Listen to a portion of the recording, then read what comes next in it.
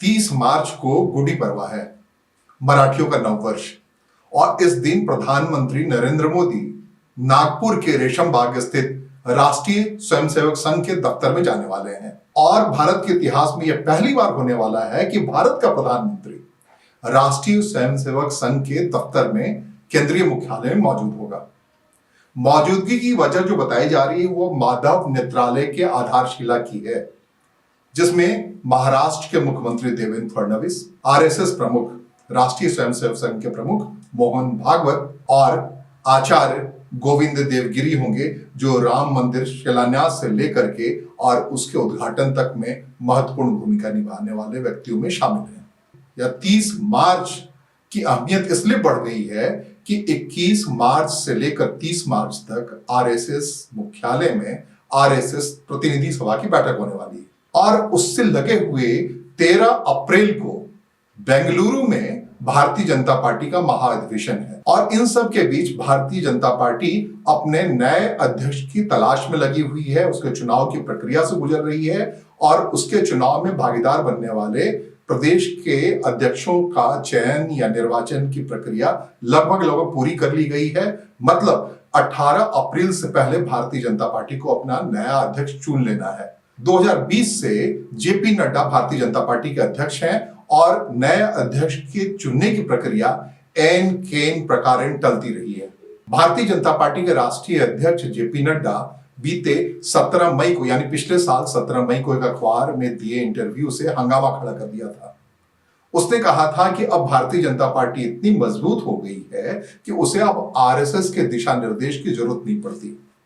उन्होंने नरेंद्र मोदी के कार्यकाल और पूर्व प्रधानमंत्री अटल बिहारी वाजपेयी के कार्यकाल की तुलना की थी और उन्होंने कहा था कि तब जो भी भारतीय जनता पार्टी कोई फैसला लेती थी उस सरकार के दरमियान, तो राष्ट्रीय स्वयंसेवक संघ की बड़ी अहमियत होती थी, एक हस्तक्षेप सा होता था, उससे राय ली जाती थी। लेकिन नरेंद्र मोदी की जो भारतीय जनता पार्टी है या नरेंद्र मोदी के सरकार के कार्यकाल वाली जो भारतीय जनता पार्टी है वो इतनी बुलंद हो गई है कि उसको बार बार राष्ट्रीय स्वयंसेवक संघ की ओर नहीं देखना पड़ता है।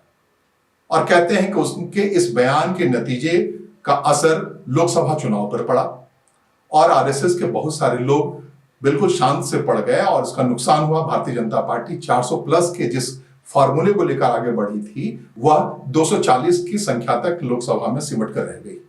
आरएसएस के लोग कहते हैं कि कुछ तो लोग कहेंगे, लोगों का काम है कहना, और ऐसी कोई बात नहीं है।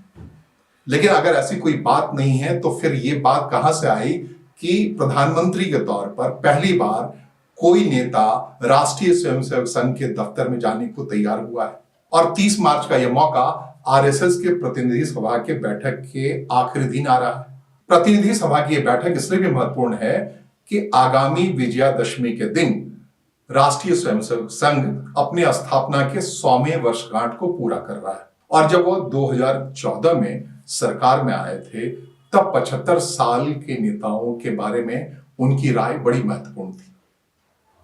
तो ये वक्त ऐसा भी है जब भारतीय जनता पार्टी अपने नए अध्यक्ष के चुनाव की प्रक्रिया से गुजर रही है और इस 30 मार्च की मुलाकात के बाद हो सकता है कि आरएसएस की सहमति से भारतीय जनता पार्टी अपने नए अध्यक्ष के नाम की उद्घोषणा कर दे और उस पर 18 अप्रैल को जो बेंगलुरु में भारतीय जनता पार्टी का महाअधिवेशन घोषित है उस पर मुहर लगाया जाए। जेपी नड्डा जो भारतीय जनता पार्टी के राष्ट्रीय अध्यक्ष हैं, उन्होंने साफ कर दिया है कि वो अगला कार्यकाल नहीं चाहते और अगला कार्यकाल उस नेता के हवाले होगा जिसे आने वाले दिनों में 2026 में 2025 में विधानसभा चुनाव में भारतीय जनता पार्टी का बेड़ा पार लगाना है। तो आप समझ सकते हैं कि ये मुलाकात बेहद महत्वपूर्ण है। लेकिन मुलाकात का बहाना क्या है?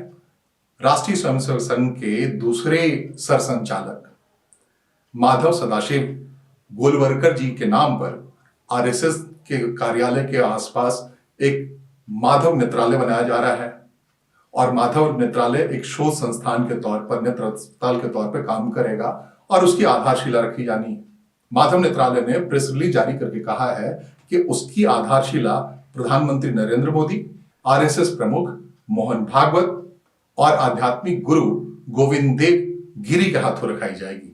इस मौके पर महाराष्ट्र के मुख्यमंत्री देवेंद्र फडणवीस मौजूद होंगे और केंद्रीय मंत्री नितिन गडकरी, जो कि नागपुर के सांसद हैं, तो क्या प्रधानमंत्री नरेंद्र मोदी और आरएसएस प्रमुख मोहन भागवत बंद कमरे में इस मौके पर कोई गुफ्तगू करने वाले हैं?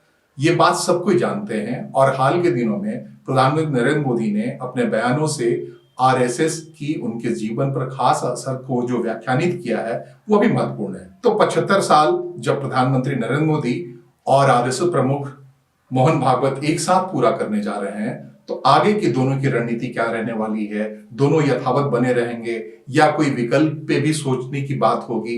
ये भी देखने के लिए 30 मार्च को प्रधानमंत्री नरेंद्र मोदी और आरएसएस प्रमुख मोहन भागवत की इस मुलाकात को लोग बेहद संजीदगी से ले रहे हैं। इसका असर आगामी विजयादशमी के उस कार्यक्रम में परिलक्षित होना है जिसमें ये बातें निकल के आनी है कि 75 साल पूरे होने के बाद सार्वजनिक जीवन में आरएसएस, जो कि पैतृक संगठन है भारतीय जनता पार्टी के, उसके नेता का क्या स्वरूप रहने वाला है।